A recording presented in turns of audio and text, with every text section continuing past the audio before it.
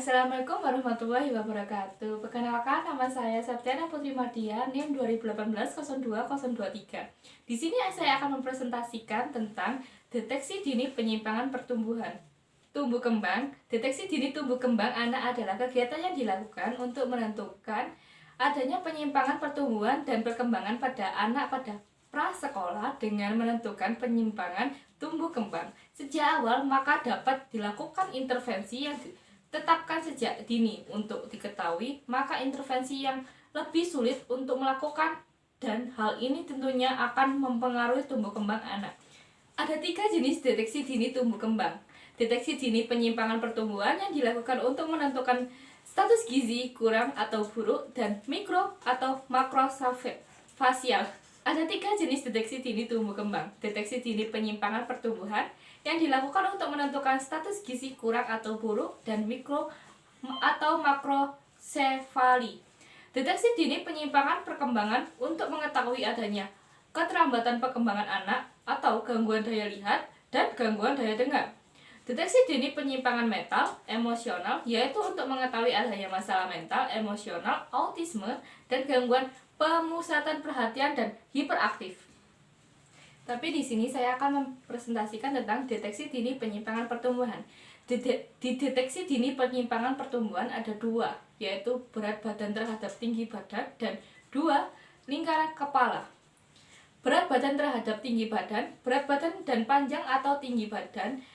Hasil pengukuran dinilai menggunakan tabel BB atau TB. Lihat kolom tinggi badan anak sesuai dengan kelompok usia dan jenis kelamin, kemudian tarik ke samping untuk melihat kategori badan anak.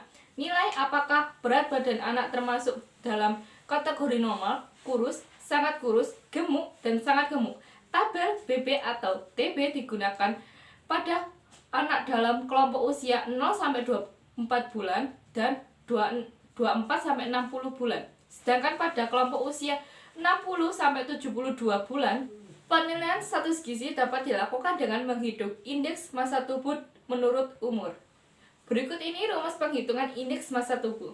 Berat badan atau BB per tinggi badan kali tinggi badan TB 2 kali.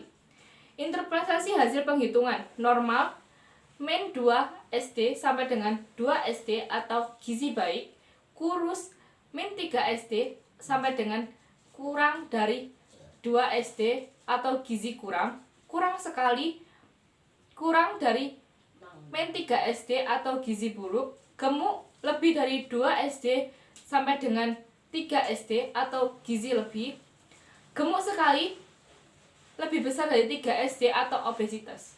Lingkar kepala, pengukuran lingkar kepala anak bertujuan untuk mengetahui lingkar kepala anak berada dalam batas normal atau tidak. Pengukuran lingkar kepala pada usia 0-11 bulan dilakukan setiap 3 bulan, sedangkan pada anak 12-72 bulan pengukuran dilakukan setiap 6 bulan. Pengukuran lingkar kepala menggunakan pita ukur yang dilingkarkan pada kepala anak melewati dahi, menutupi alis mata di atas kedua telinga dan bagian belakang kepala yang menonjol. Tarik agak kencang. Hasilnya pengukuran dicatat pada grafik lingkar kepala menurut umur dan jenis kelamin anak. Hubungan grafik garis antara ukuran lingkar kepala yang lalu dan sekarang. Di sini ada grafik lingkar kepala laki-laki dan perempuan. Bila ukuran lingkar kepala berada di dalam jalur hijau, maka lingkar kepala anak normal. Bila berada di luar jalur hijau, maka lingkar kepala tidak normal. Baik mikrosefal di bawah garis hijau maupun makrosefal di atas garis hijau. Bila ditemukan hasil di luar batas normal, segera rujuk ke rumah sakit. Hal-hal penting dalam pemantauan tumbuh kembang.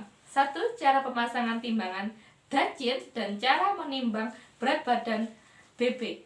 Cara mengukur tinggi badan TB dan lingkar kepala atau LK. Cara menghitung umur. Cara mengidentifikasi BB, TB, dan lingkar kepala, dan menarik garis pertumbuhan dalam grafik BB, TB, dan LK.